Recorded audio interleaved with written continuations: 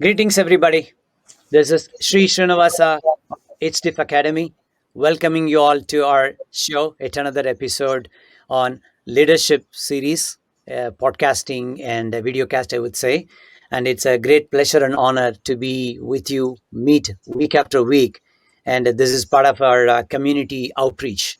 So today we have a very interesting topic on life and leadership coaching. Okay, I just wanted to start our episode with a quote from our past president of India, APJ Abdul Kalam, who mentioned about leadership style. Leaders are those who ignite the minds of others.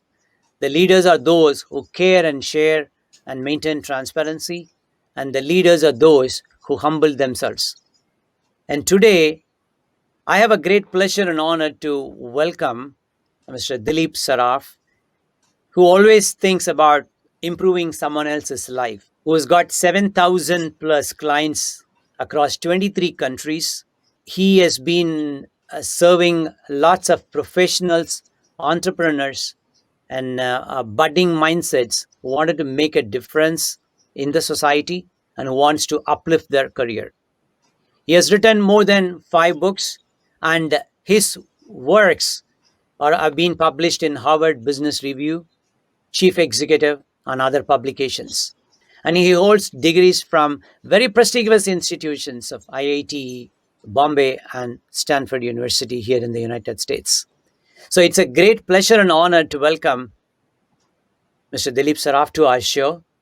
And itsdiff Academy extends a warm welcome to Dilip ji to our show. Thank you, sir. Thank you very much, Steve, for that generous introduction. I think I deserve that, but I appreciate it. So thank you for the invitation and thank you for taking the time. So let's get going. Sure. And so one of the things that we have to learn from your multiple decades of experience. So the today's topic is going to be all about a career coach and life coach, and also about self-discovery, and about your experience on what you have seen amongst providing this service to professionals, and also what are the trends that you have seen, and about personal branding, and also in tough times like this, in the pandemic times, and how one can cope up with. And we wanted to get your advice. So we'll cover in various sections of this. So can we get started, Dilipji, on uh, what in your perception of the career coach and lifetime coach, and when can one sign up for, or uh, get the need to get in touch with a career coach?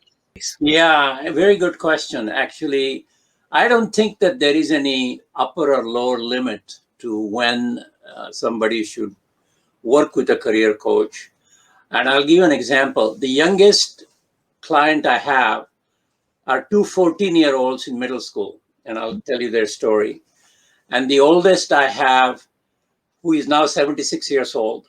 And when he was 73, he lost his job and he couldn't find an avenue where he could find a job that he wanted. So we created a job for him, a dream job, and now he's running that job. So there is no limit. When he came to me at 73, these two kids came to me at 14 years of age, and I have clients through that entire age spectrum. So there is no too early or too late. Oh, it's fantastic to hear that kids at that age reached out to you for coaching. Would you just give us that example? And Oh what would? yeah, there were two kids. They're both in the middle school, 14 years of age. They are in the same class, and they wanted to enter an entrepreneurial bake-off, if you want to call it that, where you have to bring your invention or innovation. And 10,000 some students apply throughout the country. So it's a very competitive, and the price is at 25,000. I think first price is $25,000. So they came to me with an idea and they said, "Look, we want to enter this competition. How can you help me?"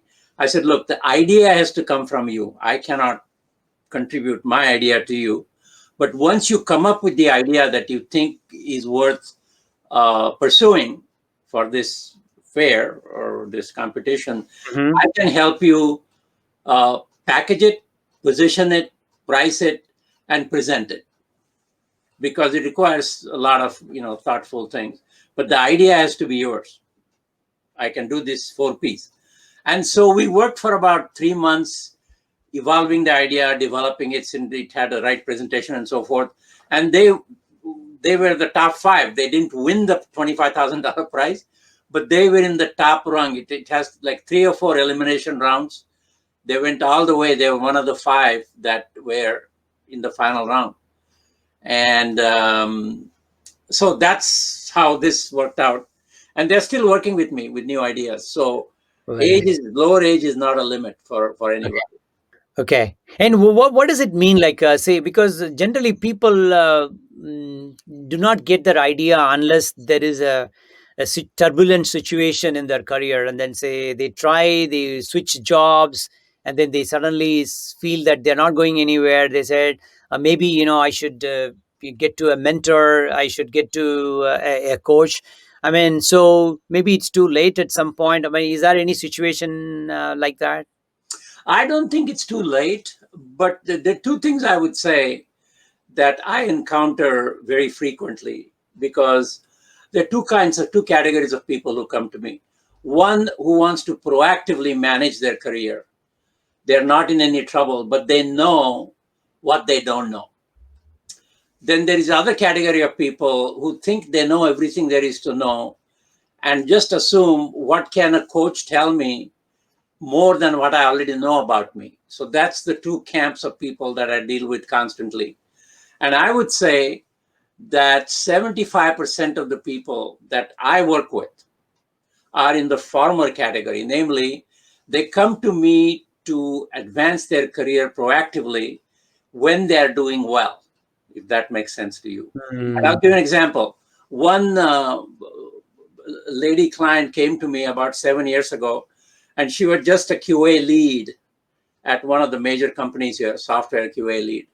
And she said, Dilip, I'm stagnant here. I want to really grow and go into senior leadership positions. And I've been working with her for 7 years. Now she's an SVP at Salesforce, and she's not even 40. Just to give you an example. Beautiful. Right? So that's just one example. And so that's the first category of people who come to me proactively. And the other ones who come to me after they get laid off or fired or something adverse happens, and they want, in a panic, they say, I have to get a job because I can't pay my mortgage. And that's the other category where we have to quickly provide them remedial measures, get them on job, and then they see the benefit of a career coach. So it all depends on your mindset. So the point I want to say is, the latter category of people operate in what I call the state of unconscious incompetence. They don't know what they don't know. Consequently, they always go through their careers by trial and error. And the problem with trial and error is there's a 3 to 5 year life cycle with each trial you make. And by the time you make 3 or 4 trials, you already past 50 years of age. And so that's the penalty you pay for doing trial and error. And when they come to you, what are the common questions they ask? I want a good job with paying more salary and a lot of stock options and things like that. Or they come with you and then say, can you work with me to do a 5-year plan or 10-year plan, a long-term strategy? What are some of the common questions or the requests that comes to you? I think once again, it becomes on which of the 2 camps that I talked about. The former camp, which is what I call the proactive camp, they look at it as they're taking vitamins and doing exercise every day. So they maintain their health regimen, if that's the metaphor you can understand. The other ones, they have a severe headache and they want a pill. Right. Reactive. They say, well, I need a job tomorrow. I need a resume. I need an interview practice. Or my boss is really upset with me. How can I fix my boss's attitude so at least I can live through the day by day, So these are the 2 kind of camps of people that I mentioned to you earlier. So it depends on what it is that is driving. I start with where the client is. I don't start where I want to start. I say, what is your burning issue that you come to me with? And they say, Dilip, I just lost my job. I need to get back in the job market, but I don't want to do software anymore. I want to go in a new direction. My specialty is reinvention. And I look at their history and look at their genius, if you want to call it that, or their superpowers, and help them package them in a different message, with a different message, to put them on a different path. And I've done that with a lot of people. I've done that with myself 5 times in my life. So it all depends on each client. There is no cookie cutter that I can think of. I see. But when you assess this Dilip ji on where they are and things like that, what do you see normally when you look at their past careers, like they how quickly they are changing their jobs, or how long they are there in their one job, in terms of like kind of helping them to analyze why they are here because of certain things that they did, or there Right, are some gaps that right. they need to fix. So what do you see in that? So there are certain patterns. I have a very comprehensive intake questionnaire, I see. and about 10% of the people who call me, they don't even bother to fill it out. They say, "This is all I need is a headache pill. I don't want to fill out this Okay. questionnaire." And those are the people I don't want. I I see. want people who want to reflectively look at themselves, answer some very tough questions about themselves, and discover themselves in that process of questionnaire. These are some very tough questions, and not in a bad way, but some people don't even ever think of those things. And so once I have that insight about their honest responses and looking at their resume and their evolution, I have a fairly good idea why they are where they are. And then I describe a roadmap for them to say, okay, your immediate mission is to get out of this mode and get into a new position. And then let's map out your career arc so that in 5 years, just like with this lady I told you, even she didn't believe that she could be an SVP in 7 years. And Beautiful. she has been an SVP for 2 years now. So in 5 years, she had reached an SVP level. Now, next, probably she would be an EVP now. So, but the point, that is not the reason they come to me. They come to me for a sense of purpose and fulfillment. And you earlier asked me, or they come for salary or title. And when they do that, I tell them that, look, that shouldn't be your focus. Your focus should be, how do you feel rewarded? How do you feel fulfilled? And what is the way we can engage your superpowers? Hmm. And the title and the money and the status and the power will come as a fallout of that. And a lot of times people have problem dealing with that, but that's my approach. Once again, the metaphor of vitamin versus headache pill. That's what I tell. I mean, I treat people with vitamins. I don't give them headache pills unless somebody really needs it and they're in dire straits. And thank you very much for that clarification. So, one of the things I've seen on your profile, and also some of the folks who commented on working with you and benefited from your expertise on self discovery. Yeah, What this you just mentioned is a little bit of self discovery, like, hey, what do you want right, to accomplish and things like. Could you touch on right. that? So here is the thing, right?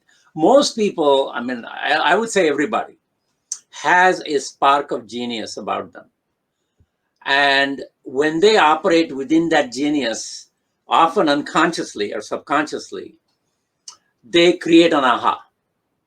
And part of the process, intake, and the way I develop their narrative, what I call leadership stories, is to uncover those aha stories and from that extract their verbal brand, which is their genius. That's the process that I use. And so when they uncover that, it completely changes their view of themselves. And the way we get them there is to get them to start focusing on their aha stories and look at the themes and the patterns of those stories. And out of that comes their superpower. And then we package their message around the superpower, and then they have a very different trajectory. That's basically the process. So the part of what I'm telling you is, most people operate under unconscious incompetence. They don't even think the word genius applies to them. And Mhm. what I've been able to do is get them to own that concept, own their stories, and own their brand that emerges from that. Okay. Thank you very much for that. And one thing which I always see about when you talk about career and the life coach, the leadership skills, finding the right job, getting the work life balance, and continuously monitoring progress and things like that. So, when all these things are putting together, the misconception which people have is, okay, I go to a coach when I need a right job, as you said, the second category of people. But there is more to it in terms of the discovery. Thanks. I'm just a little bit summarizing my understanding of this. The Yeah. discovery, Mhm. they understanding their own potential, as you mentioned, and also work out some kind of a long term path and things like that. Now, there's other part, the life coach. Can you please highlight on that? Because you brought career and life coach Correct. together. Correct. So how do they play with each other? So the thing to me is, I don't think career and life can be separated, and that's why I don't even talk about work-life balance. Because Uh-huh. when you think of a balance, you get the metaphor of a balance that is exactly equal. The two pans are exactly aligned equally, the equal weight in each pan of the balance, right? That's a bad metaphor. So I use the phrase work-life integration. And so you can be working while you're thinking of your life, and you can be in your life, like I'll be doing now in the COVID regime, and Hmm. you could be thinking of work. So it's completely okay as long as you are able to focus on what is foremost that's driving your thought process and your energy. So, so the life. So let me give you an example. A lot of the times, people tell me, Dilip, I'm stressed. And when you dig through it with the 5 or 6 whys, the W's that we go through that, it turns out that they are the cause of their own stress. It's not their boss, it's not their colleague, it's not their somebody else outside, it's they themselves. I'll give you an example. Somebody comes to you and said that, Sri, I'm late on this task and I need really help because my boss will fire me if I don't do this. Can you help me? And you say, oh, of course, you helped me last time, I'll help you this time. Turns out that project is not just a 1 day project, it's a 1 week project. Now, you have allowed yourself to be stressed under an external force, and now you're feeling stressed because now you cannot do your job. But look at what you've done to yourself in the process. So what I tell my clients to do is, somebody comes to you and say, Sri, will you do this for me? My response is thoughtfully to say, not say no, but here is what I can do for you, instead of saying no. Hmm. Okay. And so it's a slightly different twist on it. Mhm. But then he says, so what can you do for me? So what I can do for you is, when you complete your task, I will review it to make sure there are no errors in it. Or I'll make sure that it's complete when you're done with it. I can do that because that will take me only 15 minutes. But you're not saying no to them, but you are presenting yourself in a way that they cannot say, why can't you do my task? When you position it that way, it changes the way they respond to your response. And that is how you get rid of the stress. So what I want to say is, 90% of the stress that we feel is caused by us to ourselves. Just think about that. It's not by some external agency, it's by yourself. And if you know how to manage yourself, right? A famous poet once said that you pick your joys and sorrows long before you experience them. It's a very Mhm. profound thought. Okay. Just think Okay. about that. Rumi said that. Oh, okay. And Very, so very. actually, Omar Khayyam said that. Omar Khayyam said that. Okay. So, and that's what we do to ourselves. We look at this and create our stress. And that's the life coaching part of it that completes my answer. So I hope that you appreciate that. No, definitely, definitely. All insights welcome, Dilip ji, for this. Okay, so you mentioned about the the pandemic times also here, right? Because I see there is a tendency amongst people suddenly, because everybody's never expected such a event, and so they're all taken by surprise. Now they are just trying to react, as you said, those who have not planned, they are reacting to this, which is right. So at least it's brought a lot of eye opener in us, right? So Right. what would be your recommendation? We are not sure about, we are thinking very positively that everything will change very soon, all across the globe. We wish them good luck, and they God bless us. And so, what will be your recommendation at this point for people who are impacted heavily on this situation? So, how do they quickly revive? Now, as you said, they are in the second category where I need a job. I lost my job. I need a job. Yeah. Yeah. Okay, Yeah. yeah, and then I'll have a follow up question, but I'll ask after this one. Thank you. Right. So the thing is, There are always jobs, and I'll give you an example. I had a client who was in investment finance before COVID hit. And suddenly, because banking and everything tanked right after March, he lost his job. And so he came to me and said, Dilip, what do I do? I said, look, the situation has changed enough that if you now go to high net worth individuals whom you know and tell them that understand the market well enough that you can help them manage their portfolios as an individual consultant. So we changed his profile, wrote his bio as an individual finance consultant for high net worth individuals, and he engaged themselves. Within a month of getting laid off, he was re-engaged. So there is always an opportunity, and this is what I mean by having an open mind rather than beating your head against the same brick wall and say, I want that same investment finance job. And there aren't any. And that's how I've changed 5 careers. This is my 5th career in a very, very different paths, right? I've come to this point. And so the point I want to make is you want to have this open mind. And if you can't have that avenue to open your mind, you should see a career coach because they can give you a perspective that's different from your stuckness in it. Thank you very much for that insight. I have the follow up question I had is exactly around that career. See, I've been working for a company for so many years now. Mm-hmm. Let's say, then they say, oh, the trend, it's you work for a company for 3 years, 4 years, and then you just switch. I mean, they put some time limit on this. If you're working for a company for like 10 years, that's not really good. There are people who say that I work for a company for 2 years and then they switch jobs. I mean, generally, is there any right or wrong in this in terms of that approach of saying you got to be there only for a certain number of years? The reason I'm asking this question is in your example you mentioned, I've been in the finance industry, for example. Somebody says, but now due to the COVID-19 pandemic times that I'm impacted, or the business is slowing down, that everything is slowing down. So is it the right time for me to switch, or citing various reasons? So this is a little bit of a very confused, very cloudy situation. So I just want to get your thoughts on Great. what's the best practice. Okay, so first of all, the time horizons over which you stay in a job is very much industry vertical dependent. In high tech industry, for example, the time horizons of 3 to 4 to 5 years are typically acceptable. But in manufacturing industry, for example, they are much longer, right? So what I have said in one of my blogs is that you should change jobs every 3 to 5 years. You should change uh, careers every 5 to 7 years, and you should find a completely new path in every 10 years. In other words, Mhm.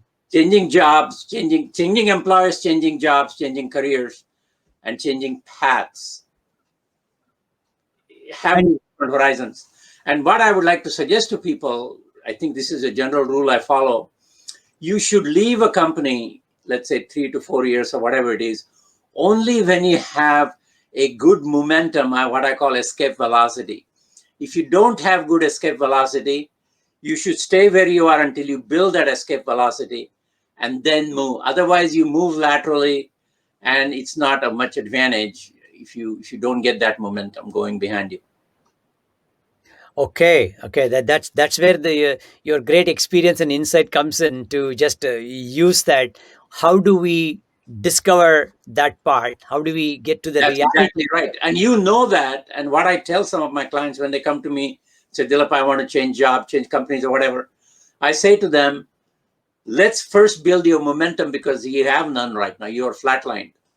Let's build your momentum, do this, and then get the escape velocity you need.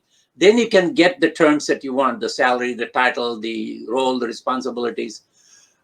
And also it shows in your energy. When you go to the interview, it comes across. It's very hard to hide if you don't have that energy behind you. So Okay, building that momentum, escape velocity is very important. yeah. So thank you so much, Dilip ji, for that. So, dear listeners, I just wanted to remind that we are having a great show with Dilip Saraf. and he's a career coach and life coach, I would say, for decades. And he's author of more than 5 books, and he has been coaching entrepreneurs, budding professionals, and even, as he mentioned, youngsters, and to just make a difference from, as he said, that from doing to being. And what are all the ways one can self discover, and then whether getting a better job or just continue to have a great career progression, right? And he is, as mentioned, is working one on one with various clients, 7,000 plus clients globally, and in 23 plus countries. So it's a great pleasure and honor to meet with him. And here are some coordinates that I wanted to share with you on Dilip Saraf. Here's a website down below. And then here is the LinkedIn profile where we can find him. You can see that linkedin.com, a top coach. You can see that LinkedIn profile here. And also, I would like to have you listeners follow us on various podcasting mechanisms, whether it's in iTunes, Apple, Google, Spotify, and more recently on Audible, as well as on Storytel globally. And if you wanted to support our show, here is the email address, itsdiff@gmail.com. And you can find. Also, take the opportunity to thank our underwriters of our show, Dr. Kamlesh Jinjuwadia, and here in the Bay Area, and also Mr. Tuan of Loan Factory. They've been strong supporters of our show and our community outreach. So this is Sri Srinivasa once again thanking you for you being with us. Like us, follow us, and if you're watching on YouTube as well. Thank you, Dilip ji, for that great insight. Thank So you very much. yeah, sure, sir. And I have two follow-up questions on this. Oh, good. Okay. Yeah, sure. I would like to hear more and more from you. So, while you help these individual people, you also mentioned about how to present yourself in the interviews and how personal branding is important. Maybe these are like forking questions on this. Maybe would you like to just give some best practice, at least a couple of points on each of them, please? Right. I think there is a lot of misperception around branding. There are two things about branding that people get confused about. One aspect of branding is what you are and what you do, right? Okay. My branding is I'm a coach that shows how to reinvent. I'm a reinvention coach. That's my branding. I'm a top coach on LinkedIn. Branding also is what you don't do. I don't do financial consulting. I don't do marriage counseling. I don't do whatever. So you have to be very focused on what your brand statement is and how crisply and how focusedly it has been created, owned, and managed by you is how you develop your brand. And it's not an easy thing to do. It's very tempting to say, I'm a program manager, I'm a software developer, I'm also a customer support person, I'm also a customer account success person. You see what I'm saying? Because they don't want to lose out on any opportunities, but that's the wrong way to do it.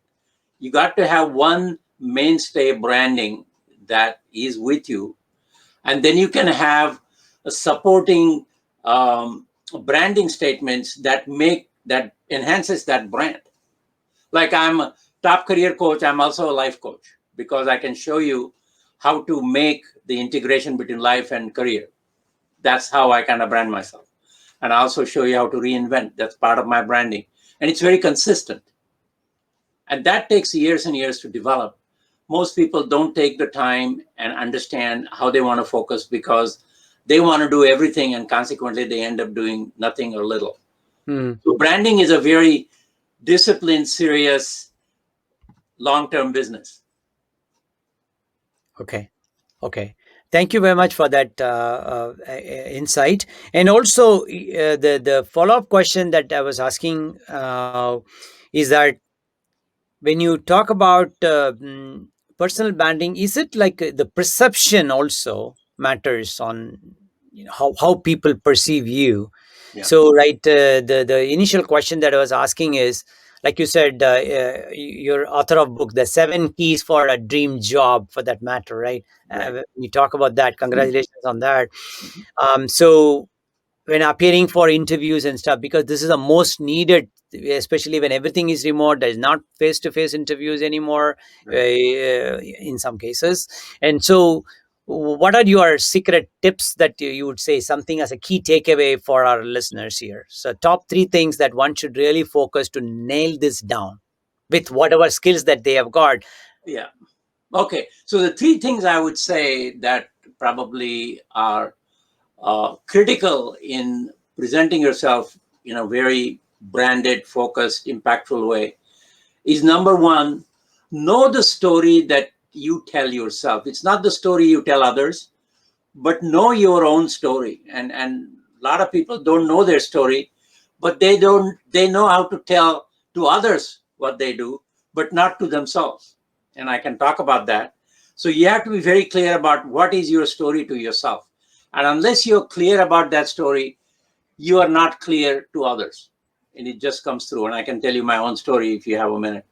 The second part is you need to understand very clearly what your superpowers are your genius is, and not go around saying I'm genius in this, genius in that, but translate that in a vernacular that the interviewer understands, that addresses their point of pain. And that's not an easy thing to do, but that's what I do with my mock interviews with clients. And number three, at least understand enough of the interviewer's needs to tie your superpowers to creating value for them, so that they get the aha as you shake their hands and leave their video.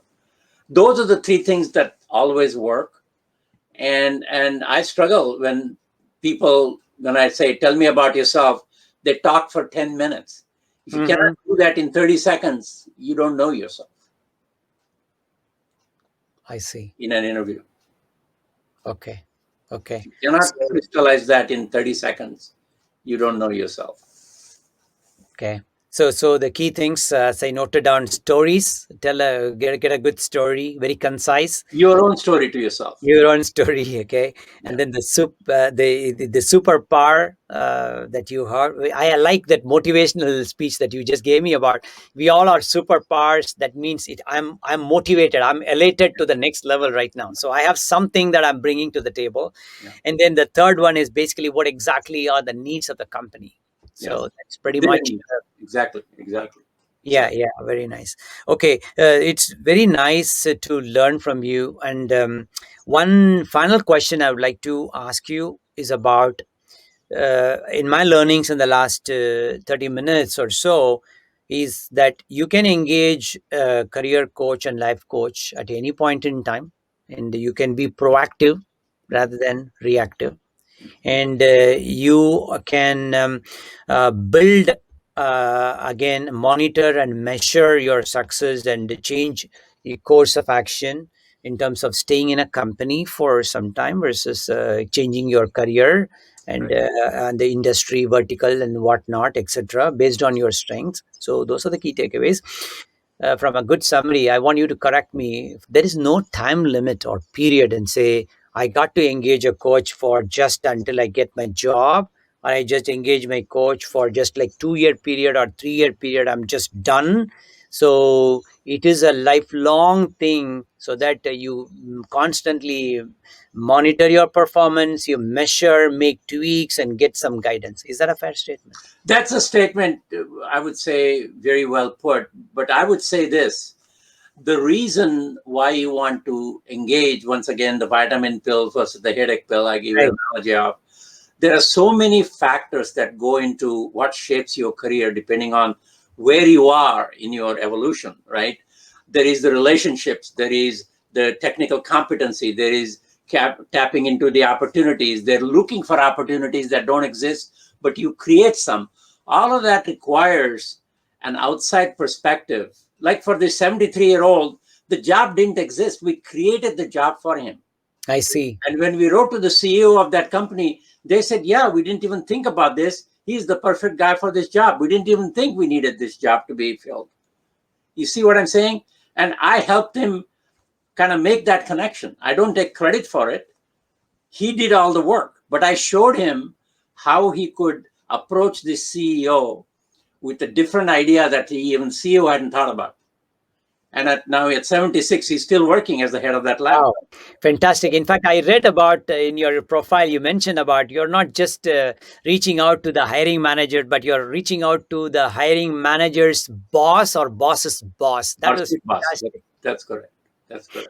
It's very Without influential. offending the hiring manager. That's the trick, Of course. right? Insecure hiring managers get offended by it. So that's the trick. I have to kind of coach people how to navigate through. Very interesting, because I have a follow-up question on that, because in these days of innovative minds, one has to really come up with the idea, take it to the, do Yeah. some, prototyping, testing, and then getting into validation with some early customers, and then execution. So I think from an entrepreneurial perspectives, entrepreneurs whom also you are coaching, Yeah. some experience, or give us an example on how what are their general question. Is it similar to what the kids were asking you, or how I think you're right. But the interesting thing is the adult entrepreneurs who come to me, and a significant number do, they come to me because they are running away from their job. They hate their boss. They hate the paycheck. So I said, if that's how you want to start an enterprise or a startup, that's not how you want to start up. First, Mm, first you need a great idea. Then you need to figure out the market, and I can help you with that. But don't go launching a startup because you hate your boss. mhm. A lot of people do that because they think if they jump into a startup, they will succeed. And the actual ratio or the percentage, only 5% succeed. So it requires a lot of right things to happen. Apart from your ideas, your inspiration, your hard work, and your money, and all of that, it requires that what I call the grr factor. I call it, the grr, like a lion or a roar. And unless you have that grr factor, it's very hard to get to the finish line on a startup. But I help them with properly positioning their invention or innovation, getting the right team, making the right business plan, all of those kinds of things I help them with. But I cannot help them with the original idea that's theirs. And I don't want to have anything to do with it other than the fact how to shape it, how to present it, and all that. Just like the kids, it's not different. Yeah. It's no So different. it's like the age is not a factor. It is just the idea, the mentality, the attitude, and then be like your own boss. So I wanted to do an entrepreneurship. It doesn't work like that. It No, has to no, be no. driving factor is something, a bright idea of making a difference in someone's life. And I'll tell you a story. I have a client who is in his mid 40s now. This is about 5 years ago. And he really got upset with his boss. And he said, I quit. And he stormed out of his meeting with the boss and came right to my office. He said, Dilip, I just quit my job. I want to do a startup. Can you help me? I said, why do you want to do a startup? He said, I just quit my job and I want to do a startup now. I said, do you even have an idea what the startup is? Mhm. He said, no. I said, look, go back to your boss. Tell him you apologize for behaving that way. Get your job back and then we'll talk. So he went back to the boss. Luckily, the boss gave his job back the same day, which is amazing. But there are people like that who run away from what they do rather than running towards it. You see what I'm saying? Mm. So first question I ask is, are you running away from something or running towards something? And if they're running away from something, that's the worst place to start a startup. Fantastic. Thank you very much. Thank you very much. Okay. Are there any final thoughts, something that I've missed out asking as questions to get your insights? Anything you wanted to share with our audience? Two things I would say is, first, know your own story.